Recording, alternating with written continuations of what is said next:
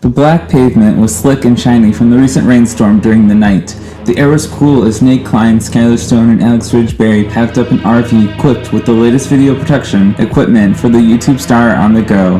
The deal was, Alex, who was on a break from music until his new single would be released in November, would form a partnership with Skyler's new YouTube channel. Alex would sponsor the entire vlog of their road trip, if and only if they would use the videos to promote his new single release.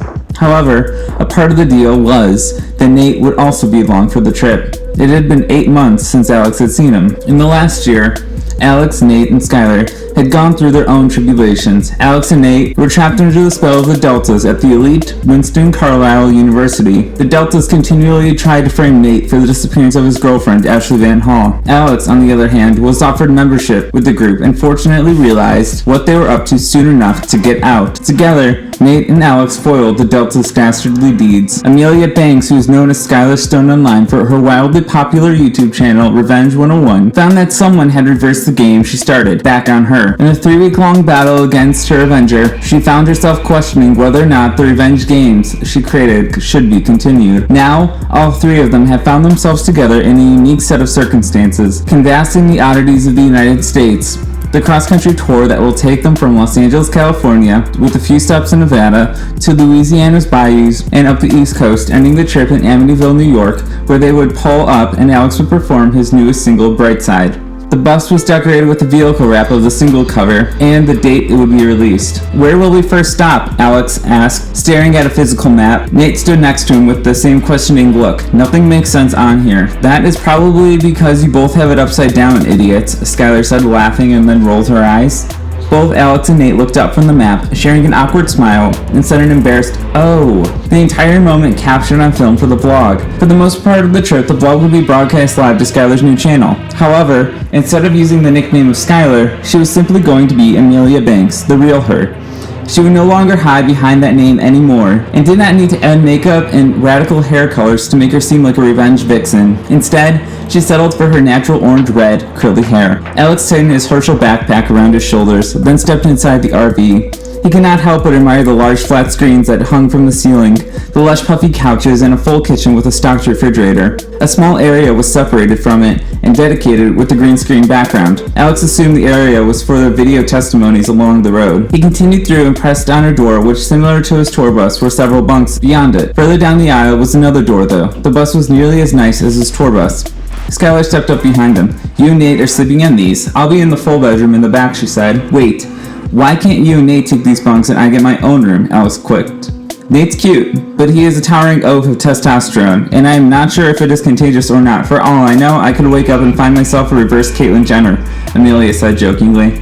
Alex found it strange. It had been 8 months since he saw Nate, and even though Alex was now established with the music career, he still felt inferior whenever next to Nate or whenever someone mentioned Nate's looks. Immediately, Alex went back to feeling like the invisible boy he was in high school and at Winston Carlisle. Brushing off the thoughts, he repeated a mantra in his head that he was good enough. What would it take for him to stop being so jealous of everyone, he thought. Skyler interrupted his thoughts. "Are you okay?" she asked. Alex jumped back into reality, staring at the road as the lights of the RV highlighted the perfectly manicured lawns. "I'm fine. Fair enough. I can manage a week and a half with him.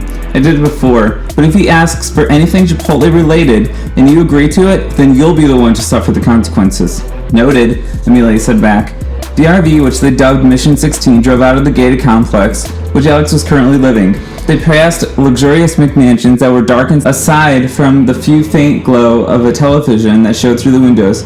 Nate had already fallen asleep on the couch and snored loudly. Alex shuffled through his iPhone and put together a playlist for the trip, then plugged his phone into the speaker system with the auxiliary cord. "Please tell me we are going to have Nate snoring on film," Alex asked. "It's already streaming live. Poor guy, he has no idea," Amelia said. The corners of her lips turned down. "I almost feel bad.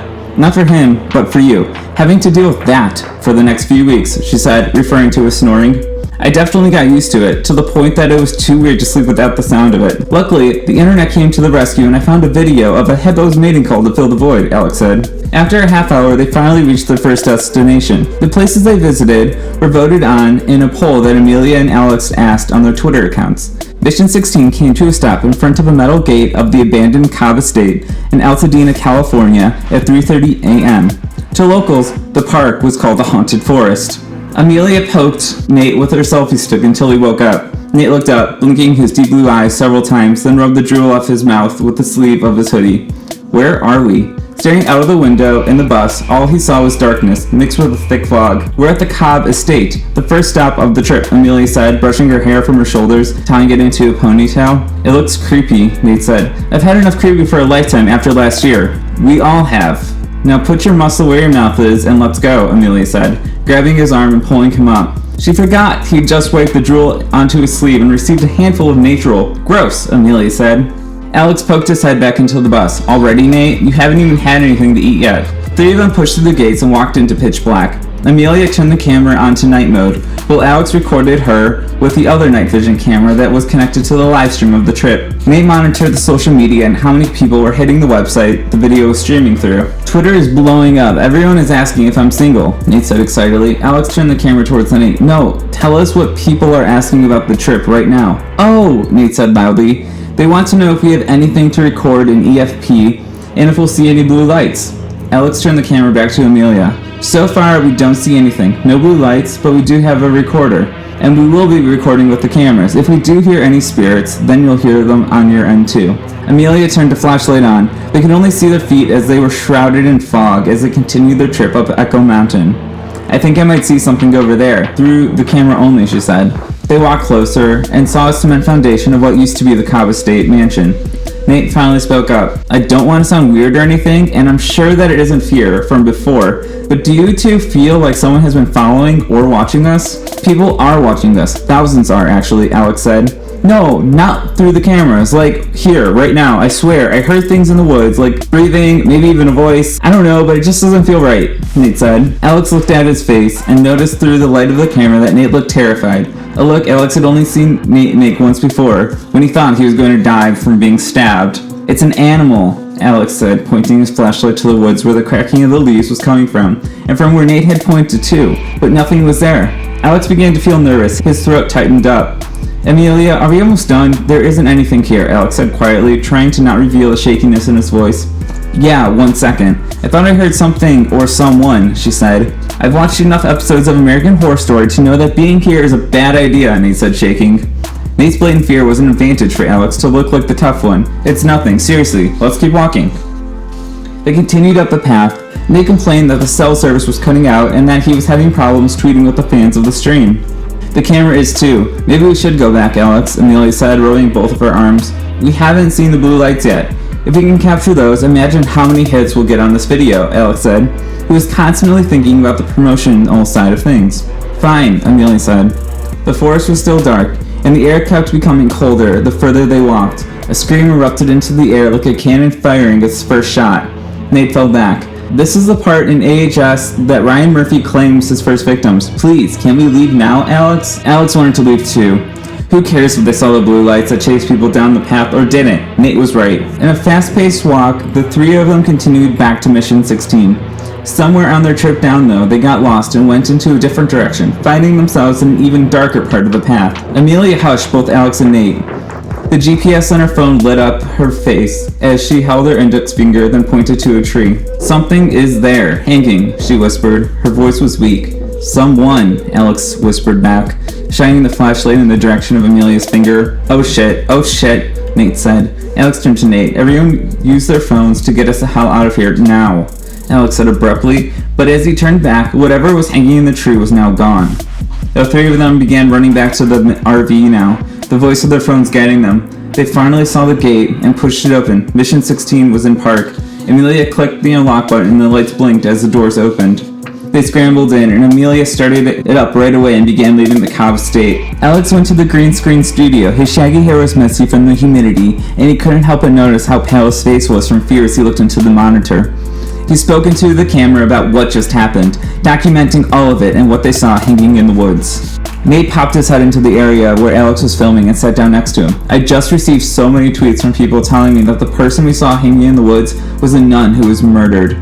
We weren't the only ones to see it either. Nate held up his phone and showed the different pictures that fans had screen grabbed from the video. Alex began to feel queasy just staring at it. So we really did see a ghost. Chapter 2. On their way to Nevada, the second most requested place to visit was a clown motel in Nevada. The users on social media dared them to spend at least one night there. Nate stated many times how much he refused to do it, and that he would much rather spend his time back in the haunted forest. Alex was now driving Mission 16, while Amelia and Nate watched the videos that were recorded on a large screen TV. "This video gives me the chills all over again," Amelia said, talking directly into the camera that was streaming her reaction to it. Nate nodded his head into agreement. "I don't think I've ever experienced something so unnatural in my life. For people who are saying that it was staged, and that one of their managers put that in the trees or something, you could not be more wrong. Everything we saw was very real," Nate said. Nate gave a hand gesture they agreed upon for when they needed to turn off the cameras. Amelia did. "Rewind it, just a little bit," Nate said. Amelia agreed and did. "Pause," Nate exclaimed. He jumped up and pointed to something in the back of the video. "Look, it is someone. Someone was following us." Alex said no, but right here, you can see it. It was weird. Everything there was weird. "I wouldn't be surprised if it was just another apparition or something that the camera caught," Amelia said, justifying what she was looking at. "What if it wasn't though? Seriously. We have both been through enough in the past year to know the feeling of someone stalking you and watching you," Nate protested.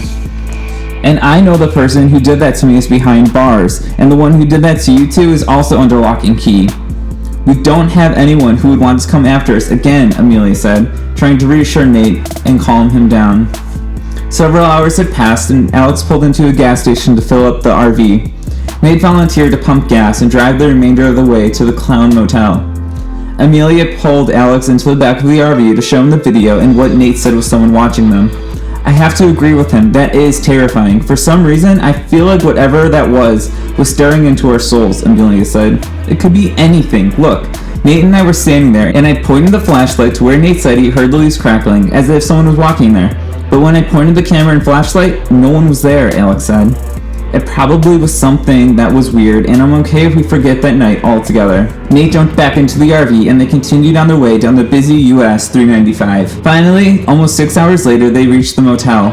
It was in the middle of the desert in Tonopah, Nevada. There was a sign that looked like it was from the 50s illuminating the motel, with a smaller sign underneath it that read "Free Internet and Pets Welcome." "Oh, good news, Nate. Pets are allowed here, which means you can sleep inside," Amelia said, joking. "This is my personal hell. I'd rather you didn't add salt to the wound," Nate said back. They parked the RV in the lot and proceeded into the blue and white building. "Think of this as a vintage experience. All we need are some classic Coke bottles and we're set," Alex said. "Such a hipster," Amelia joked.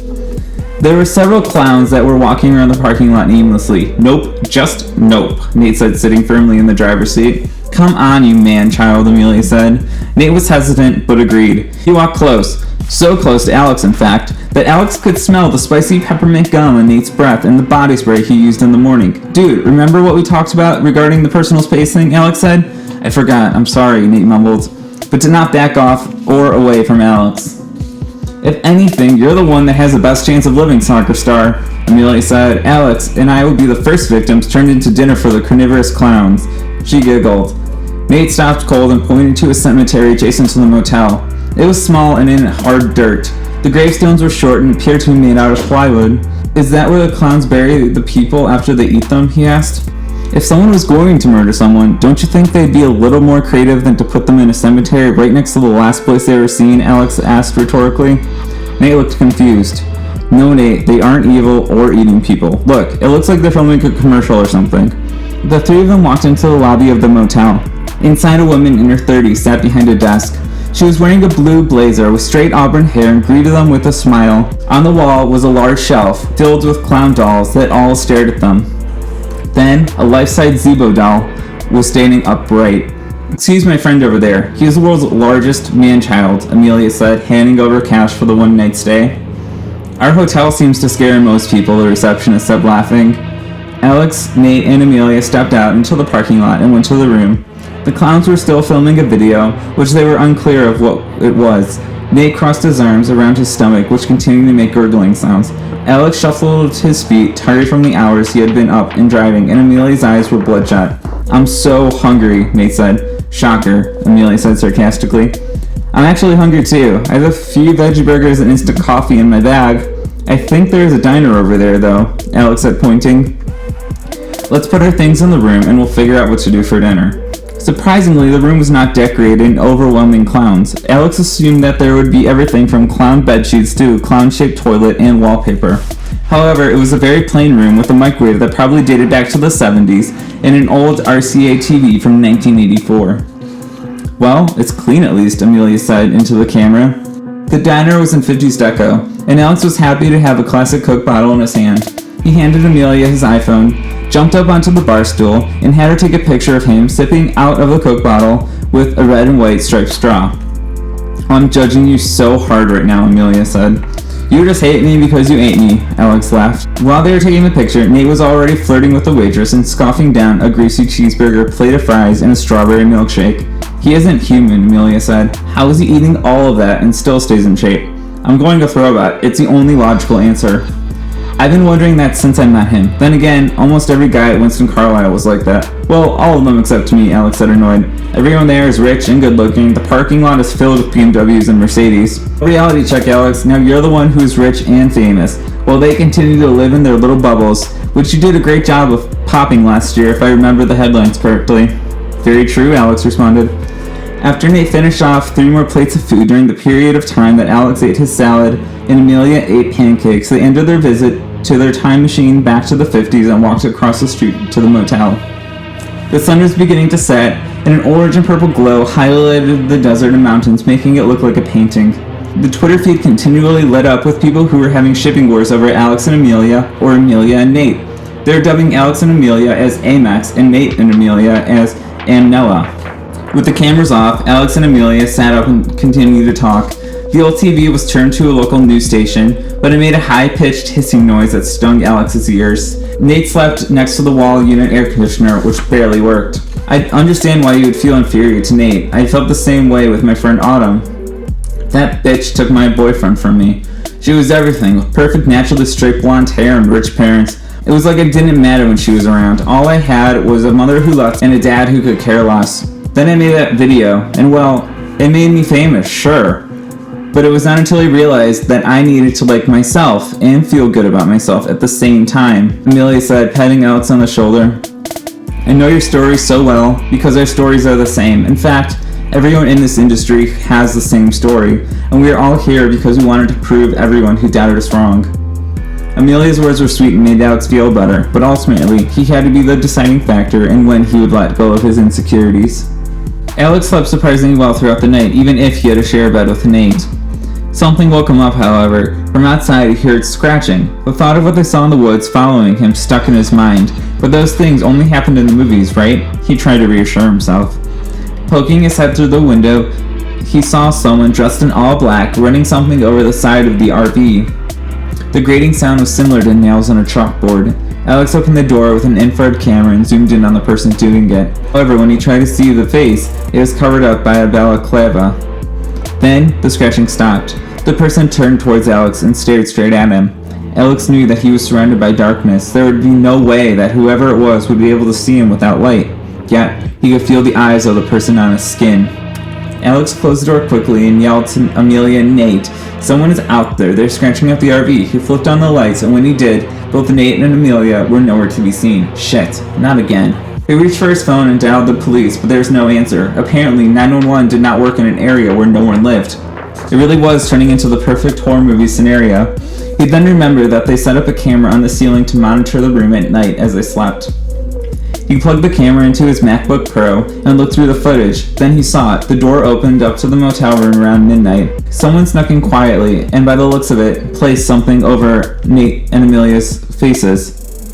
Then carried them out one at a time. Alex observed himself sleeping through the entire ordeal. He could not help but wonder why they had not taken him too. It was a true Liam Neeson situation. Alex stared out of his room window, desperately hoping there would be a clue, while waiting to make sure that whoever was out there before was not there now. When he was sure of it, Alex opened the door. He kept the infrared camera on. His phone was ready in the back of his pocket, and in the other pocket was a gun. After the events at WCU, he decided it was the best decision to get his concealed carry license. Alex crept through the dark parking lot. The air was dry. He was internally beating himself up for not listening to Nate. But Alex did not want to believe that he was going to be in another situation, just like the one he got out of. But now, instead of being in a nice school, he was in a town he didn't know, and one that worshipped clowns at that. When Alex reached the RV, he noticed that the scratches on the side of it were actually a map and a message. He couldn't help but laugh a little. At least I have experience at this now, he said to himself. Etched into the side were the directions and buildings. It was a poorly drawn map of the town with small X's and O's. Then Alex noticed it. I love playing games. If you want your friends back, you'll have to find them. Here are the first clues. A closer glance showed the directions that led him out of town to a small remote place. He was able to use a choppy Wi-Fi from the motel and get most of the GPS on his phone to show him that he was close to the infamous Area 51. Ghosts and aliens. This trip is off to a great start, he said to himself. Alex kept walking with a picture of the map on his phone that he followed. Occasionally, he would get tweets from his followers asking if he was okay. He was, and he tweeted out that he was still fine, but needed help at the same time. He was about to get lost in the desert and was more worried about coming across a snake than a psycho in a mask, potential ghost, or alien. In fact, he would rather deal with all of those things than deal with the snake. On the empty Route 6, he approached an abandoned field that was littered with parts of airplanes. A small flag was set up in memoriam, and a little sign was lit up. On it, Alex read that it was to remember the fallen military who gave up their lives in test flights. He started out at the field and couldn't help but feel a little overwhelmed. A tweet came through to his phone on a rare occasion. This one was a picture, though. Pictures were of Nate and Amelia. They had duct tape over their mouths and small rope that was tied around their wrists and ankles. Alex was being led towards them, and he still didn't know why he wasn't taken. The small message in the tweet shared the location of where they were. He searched it with his phone, which began to lead him down a small path that was near the airplane graveyard. It was dark, but he kept the camera upright. The connect for internet was dead, almost as dead as the world around him right now, he thought. Using his flashlight, he followed the dirt path until it reached the abandoned wooden building that was connected to a cave. It was a mine shaft that had not been used in years. The door to get inside was open. Around it was scattered wood that seemed to have previously kept it locked to trespassers. There was some graffiti on it, which made him wonder how it got there, similar to him wondering how they were able to get graffiti on a tall bridge. With one hand on the camera and flashlight, he kept the other on the gun in his back pocket. Walking into the door, the old floors creaked underneath his weight. Hello? The door slammed behind him with such force he felt the wind off of it. Feet scattered in two directions. Is this a joke? Alex asked. But he was greeted with nothing but silence and the sound of crickets in the night. Just let them go. If you want money, I'll give you money. That isn't a problem, Alex said. But again, no answer. He walked a few more steps. The building was empty. Whoever was just there was not anymore. Then a light turned on in the room from above. Alex turned the flashlight around to a staircase and proceeded upstairs to the room. He walked near it, and without walking in, he peeked over with his head. He saw Amelia and Nate. They now both looked scared as their eyes grew larger. He felt the presence of someone behind him, then a shove as he stumbled into the room. The camera slipped out and hit the floor, but did not appear to be broken. The door slammed shut again as he stared at the masked person. It was a female's voice. You made it, Alex. I'm so happy you could join our party. Look, I've been through this before. I'll give you money and anything you want. Just let us all go, Alex said defiantly. Another person entered the dimly lit room from the side. This one was slightly taller, and Alex assumed that this was her accomplice and boyfriend. I'm going to give you 30 seconds to tell me what's going on, Alex said. And then what? Are you going to use that gun in your back pocket? She mocked. You wouldn't do that to your biggest fan, would you? She pulled off her mask and revealed an almond-shaped face and bulging eyes that did not seem right. Alex recognized her immediately. Her name was Kelsey Ray. His label had blacklisted her from all concerts and events he would be at, and issued a restraining order against her after she attempted to get into his house. All I want is you, and now you're here at our super fun party, she exclaimed, giggling. The other person continued to stay still. TJ, you can take off your mask now, Kelsey said. The other person Alex did not recognize, but TJ shared similar features to Alex. Even the hairstyle was almost the same. We hope you weren't afraid. We just felt really upset when you made us feel unwanted and like you didn't care about us. You even blocked TJ on Twitter. That was like so rude of you, Kelsey said. And you have me here. You got your wish. Now let us go. I won't press charges, Alex said, feeling shaky from being scared and lack of sleep. You don't get it, do you? We want to keep you all. We want to keep you as our dolls, Kelsey said. TJ sneered, and Alex felt sick. He reached to the back of his jeans to grab his gun, but before he could manage it, TJ held up a gun of his own and pointed it at Nate's forehead. You get to pick which one lives and which one doesn't. Who gets to stay with you and be our doll, and who can run free, TJ said. See, this is a fun game, isn't it? Alex looked at Nate and could tell Nate was angry and scared from his eyes. He'd known someone was following them the entire time, and Alex and Amelia ignored him. If they hadn't, they would not be in this exact situation. Before Alex said a word, Amelia shot up, and somehow had managed to untie the restraints around her arms and then legs. She grabbed TJ's wrist and twisted it until Alex heard a crack. The gun shot off and hit the light. The entire room became pitch black. Alex lunged for TJ, basing it on the outline of the flashlight that was laying on the ground. Another shot fired, and Alex could feel warm liquid on his hands. Was I shot? He thought to himself. Kelsey tried to scatter, but before she could, Amelia grabbed the flashlight that was laying on the ground and bashed her in the head with it, knocking her out cold. Alex, are you okay? Are you shot? Amelia said, scattering over to him. Alex, are you okay? Are you shot? Amelia said, walking over to him. I don't think so. But then, with the flashlight, looked at TJ's blank stare. Alex felt his neck, and there was no pulse. TJ was dead. I didn't want him to die, though. I killed him, Alex said. He began shaking. You didn't kill him. There's no way you could have, Amelia said, as she untied Nate. The gun he had was thrown out of his arm, and the other one Kelsey had. Nate looked dumbfounded and scared. I told you, but you guys didn't listen. Before Kelsey could wake up, they tied her arms together at the wrist and her ankles. We need to call someone and let them know about what happened, Nate said. The camera was filming the entire thing, but I haven't been able to get service on my phone to call out. And when I did, there was no answer for emergency services, Alex said. Sitting down but still shaking, Amelia turned the camera off. Kelsey shot TJ. That's the only explanation. She was the one with the other gun, and she did it because she wanted to keep you all to herself. Alex dry swallowed. Are you sure? He asked. Yes, Amelia said. Several hours and 10 phone calls later, the police finally arrived. Alex laid his hoodie over TJ's face and upper body to show him some respect, while sirens wailed in the distance, and with them came media trucks. This definitely was not the type of attention I wanted for my new single, Alex said, sighing. And not the best way to start off my new channel. One stalker and one dead guy who was shot by the stalker, Amelia joked. Clearly we're off to a good start. Alex lifted the paper coffee cup in his hand. Cheers to a new beginning. In the following week, they continued their journey, stopping at the other spots their followers voted on, and did not have any more strange occurrences besides the noises Nate's stomach made after they somehow missed him sneaking in a burrito. Finally, they arrived in Amityville on Halloween night, and Alex took the stage and performed his new single to a small audience, and they broadcasted it out to Amelia's YouTube channel. After Alex had finished his performance, Nate looked over at him. Next time you plan one of these things, please don't drag me along no matter how much I ask or beg.